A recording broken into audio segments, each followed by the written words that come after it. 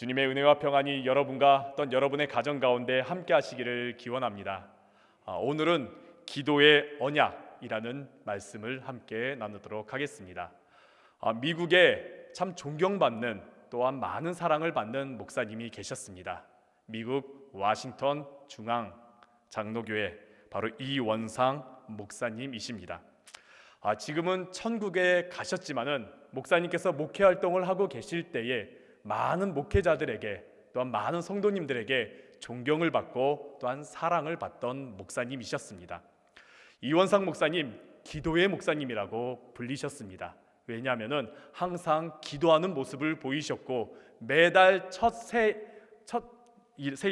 첫 사흘 즉 1일과 2일과 3일을 늘 금식 기도하셨다고 합니다. 그리고 매주 수요일 날마다 금식 기도를 하셨다고 합니다. 자신의 회개 기도뿐만이 아니라 성도들을 위해서 또한 나라를 위해서 많은 기도를 하셨기 때문에 워싱턴 중앙 장로교회에서 성도들이 이원상 목사님 하면 떠오르는 것이 기도하는 목사님이라고 떠오르곤 한답니다. 이원상 목사님께서 지난 2016년도에 하나님의 부르심을 받으셨습니다. 그 전에 하나님의 부르심을 받기 전에 자녀분들을 모아놓고 이렇게 말씀하셨습니다. 나는 오늘날까지 특별히 할 수 있는 것이 없었단다. 설교를 잘하는 것도 아니었고 행정을 잘하는 것도 아니었고 또한 특별히 언변이 좋은 것도 아니었단다. 단지 두 가지, 내가 했던 것은 두 가지란다. 하나님을 사랑했고 가족을 사랑했고 성도들을 사랑했단다. 그리고 이 사랑하는 마음을 가지고 기도했단다. 많은 이들을 사랑했습니다. 그리고 그 사랑하는 마음을 담아 항상 기도하셨기 때문에 이원상 목사님의 기도 가운데는 많은 놀라운 능력들이 나타났습니다. 미국의 이민사회 속에서 이민자들 어떻게 했습니까? 낯선 타지에 왔던 이민자들은 외롭고 두렵고 걱정이 되지요. 이런 이들에게 이원상 목사님이 기도해 주면서 이들은 위로를 받았고 사랑을 받았고 다시 일어나는 힘을 얻었습니다. 그래서 그 교회 워싱턴 중앙 장로교회에서는 많은 놀라운 역사들이 일어났고 그 교회는 지금 미국의 수많은 교회들 중에서 한인교회에도 불구하고서 가장 존경받고 모범이 되는 13개 교회 가운데 하나의 교회가 되었습니다. 사랑하는 성도 여러분, 기도는 능력입니다. 우리가 지난 시간 기도의 능력에 대해서 말씀을 함께 나누었습니다. 맞습니다. 기도는 능력을 가지고 있습니다. 우리의 기도를 통해서 하나님께서는 놀라운 능력을 우리에게 주시고 또한 놀라운 능력을 우리의 삶 가운데 베풀어 주십니다. 하나님은 우리의 기도를 통해서 도와주시지요. 하나님께서는 기도를 통해서 우리의 인생 가운데 도움을 주시고 놀라운 일을 행하여 주십니다. 눈앞에 거대한 장애물이 있을 때 어떠합니까? 홍해와 같은 장애물이 있을 때 우리가 기도할 때 어떻게 해주셨습니까? 하나님께서 홍해를 가르듯이 갈라주셨지요. 우리 눈앞에 수많은 적군들과 같은 문제들이 밀려 들어올 때에 우리가 하나님 앞에 기도했을 때 어땠습니까? 하나님께서 그 모든 적군들을 물리치듯이 문제를 해결해 주셨습니다. 내가 두려움 속에, 내가 답답한 가운데, 옥에 갇혀 어둠 가운데 머물러 있을 때, 갇혀 있을 때 우리가 기도했을 때 어땠습니까? 하나님께서 옥문을 열어주시다시피 우리의 문을 열어주셨습니다. 우리가 비록 작은 골방에서 좁은 곳에서 기도할지라도 하나님의 응답은 크고 위대했습니다. 이 놀라운 기도의 능력, 예수님께서 오늘 본문에서 기도의 능력에 대한 약속의 말씀을 주셨습니다. 그것은 바로 우리의 기도가 이 땅에서 매면 하늘에서도 매이고 이 땅에서도 풀면 하늘에서 풀리는 놀라운 기도의 능력을 우리에게 주시겠다라고 약속해 주셨습니다. 오늘 본문에 있는 말씀은 마태복음 16장 13절에서부터 쭉 이어지는 내용을 가지고 있습니다. 예수님께서 갈릴리 사역을 잠시 멈추시고 저 북쪽 가이사랴 빌립보로 올라가셨습니다. 가이사랴 빌립보 참 아름다운 땅이고 풍성한 땅입니다. 강이 흐르다 보니까 그곳에서는 많은 농작물들이 있었고 또 많은 숲이 우거져 있어서 풍성하고 아름다운 곳이었다고 합니다. 그리고 그곳에 황제를 위하여서 가이사랴 빌립보라는 도시가 세워졌습니다.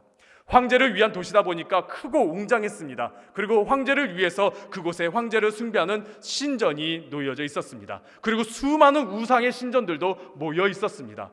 그러다 보니까 유대인들이 이곳을 좀 꺼려했습니다. 우상이 너무나 많아가지고 유대인들은 가지 않는 지역이었습니다. 그곳에 예수님께서 지금 가셨습니다. 그리고 그곳 가운데 예수님께서 제자들에게 묻습니다. 세상 사람들이 나를 누구라 하느냐? 세상 사람들이 나를 어떻게 말하느냐?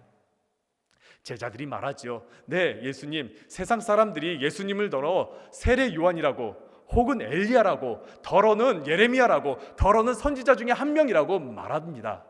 그러자 예수님께서 이제 정말 하고 싶었던 질문을 제자들에게 합니다. 그래? 그렇다면 나와 동고동락하고 나를 바라봤고 나와 함께 했던 너희 제자들, 너희는 나를 누구라 하느냐?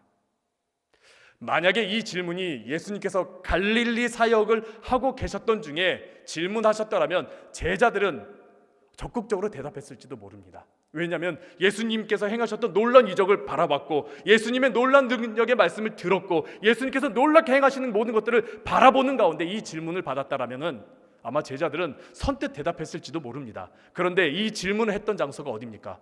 우상이 판치는 곳, 세상의 힘이 판치는 곳, 세상의 힘으로 눌리는 곳, 그곳에서 제자들이 어찌할 줄 몰라가지고 세상의 그 웅장한 것들을 바라보는 가운데 예수님께서 제자들에게 물으십니다. 너희는 나를 누구라 하느냐? 이 질문은 제자들에게 했던 질문만이 아니라 우리에게도 하시는 질문과도 같습니다. 세상 가운데 살아가는 우리들, 세상의 그 강한 힘 때문에 힘들어하고 걱정하고 염려하는 우리들에게 예수님께서 물으십니다. 너희는 나를 누구라 하느냐? 오늘 본문에서 본문 바로 윗구절에 제자인 베드로가 대답합니다. 우리에게 있어서, 우리의 신앙 고백에 있어서 정말 중요한 고백입니다. 우리 함께 마태복음 16장 16절에 있는 말씀을 우리 함께 한 목소리로 읽도록 하겠습니다. 함께 읽겠습니다. 시몬 베드로가 대답하여 이르되 주는 그리스도시요 살아계신 하나님의 아들이시니이다. 주는 그리스도이십니다. 나의 구원자이십니다. 나를 이끄시고 나를 도우시고 나를 통치하시는 나의 구원자이십니다. 그리고 주님은 살아계신, 죽음의 권세가 틈타지 못하는 살아계신 하나님의 아들이십니다. 이 고백을 하자 예수님께서 베드로의 이름을 바꾸어 버리셨습니다. 18절에 오늘 본문에 있는 말씀 보니까 베드로의 이름을 바꾸셨습니다. 시몬에서 베드로로 바꾸셨습니다. 너는 이제 반석이다라고 바꾸셨습니다. 성경을 보면은 예수님께서 하나님께서 이름을 바꾸시는 장면이 나옵니다. 아브라함에서 아브라함으로, 그리고 야곱에서 이스라엘로, 그리고 호세아에서 여호수아로 이렇게 이름이 바뀌는 것을 우리가 보게 됩니다. 이 장면들을 보게 되면은 단순히 이름만 바뀌는 걸로 끝났을까요? 그렇지가 않습니다. 그들의 인생이 바뀌어져 버렸습니다. 이전에는 나의 힘으로, 나의 능력으로, 나의 방법으로 살아갔던 그 인생들이 이름이 바뀌자 하나님께서 이끄시고 하나님께서 도우시는, 하나님께서 주관하시는 인생으로 바뀌게 된 것이지요. 그렇다면 베드로는 어떻게 바뀌었을까요? 우리 함께 오늘 본문의 18절에 있는 말씀을 함께 읽도록 하겠습니다. 함께 읽겠습니다. 또 내가 내게 이르노니 너는 베드로라. 내가 이 반석 위에 내 교회를 세우리니 음부의 권세가 이기지 못하리라. 아멘. 너는 반석이다. 내가 이제 반석이라고 부르겠다. 그렇다면 베드로가 어떻게 인생이 변했을까요? 베드로의 이전의 삶은 어떠했던가요? 그는 강인함 가운데 살아갔습니다. 고집과 완고함 가운데 단단한 인생을 살아갔습니다. 자기의 고집으로 정말 단단한 인생, 돌과 같이 단단한 인생으로 살아갔죠.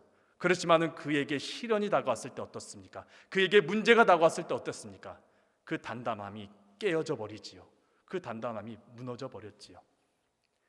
이렇게 무너지기 쉬운 베드로에게 예수님께서 이제 너는 반석이야. 어떻게 반석으로 만드셨을까요?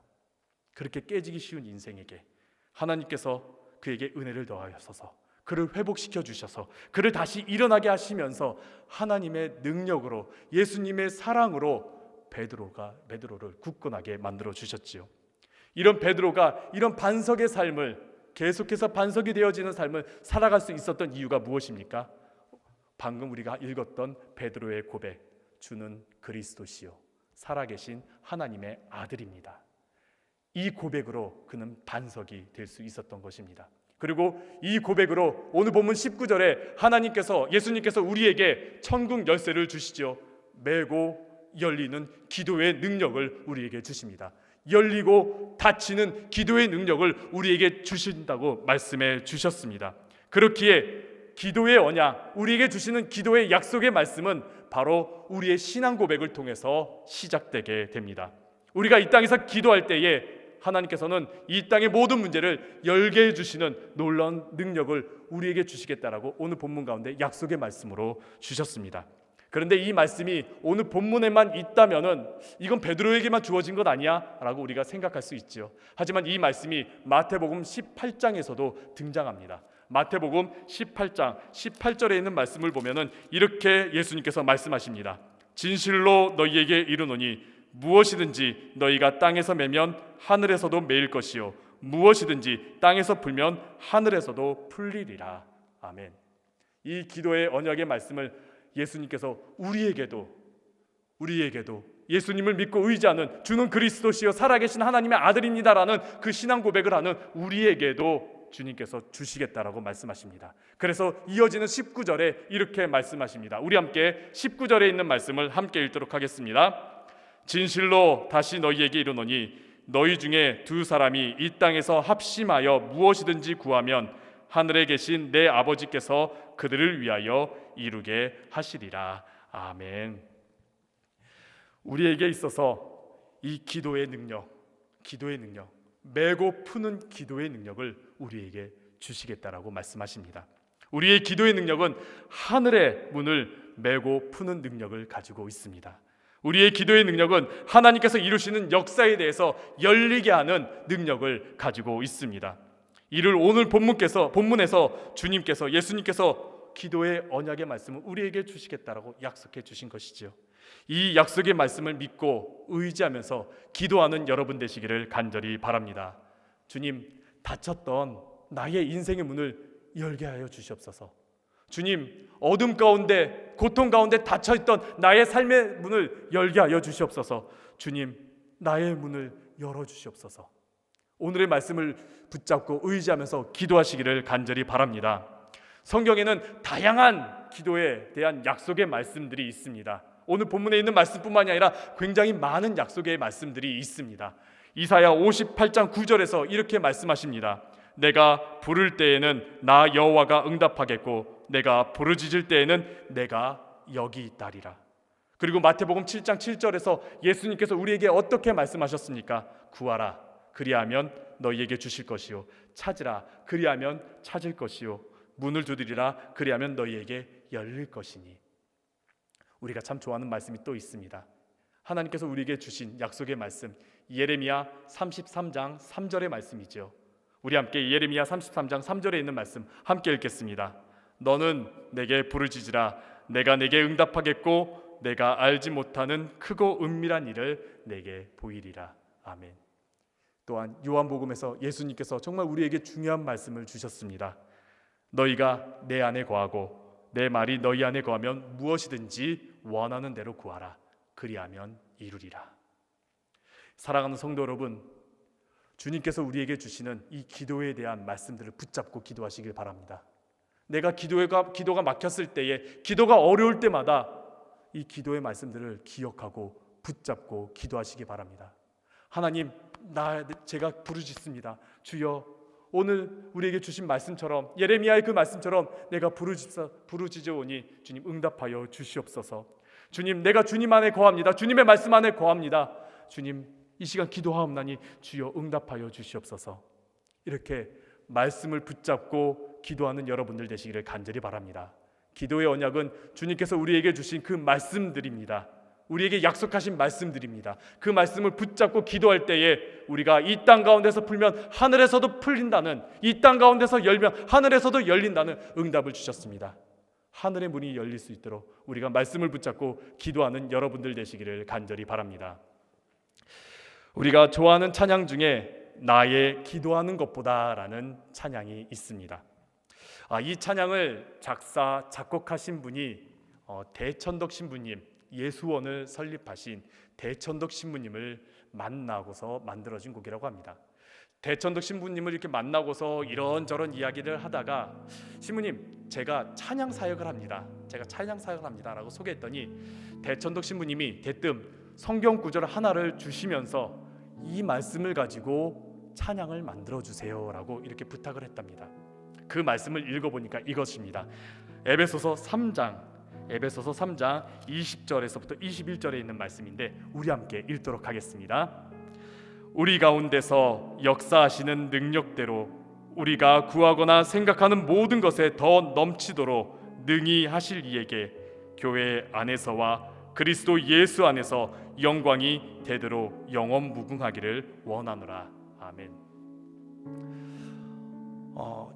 이 말씀을 바꿔서 참 어려웠답니다. 왜냐하면은 이 말씀을 가지고 리듬을 만들기가 너무 어려웠기 때문이죠.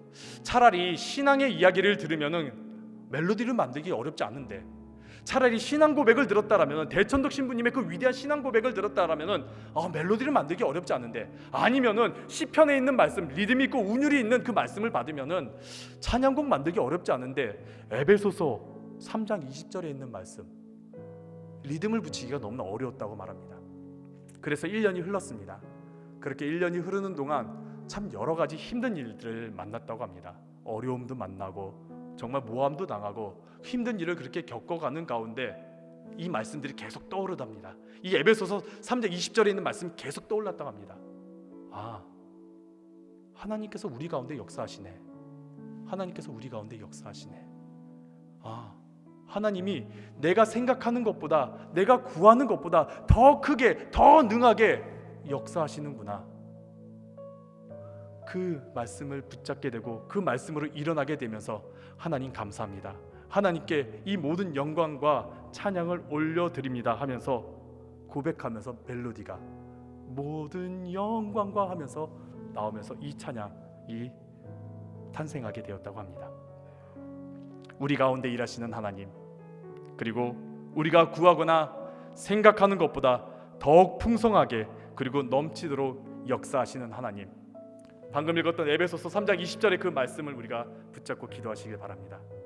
성경에 있는 많은 기도의 말씀들, 우리가 기억나는 그 기도의 말씀들, 그 기도의 언약 우리가 기억하면서 그 말씀들을 붙잡고 기도하시면서 응답받으시고 우리 안에 역사하시는 하나님을 체험하시는 여러분들 되시기를 간절히 바랍니다.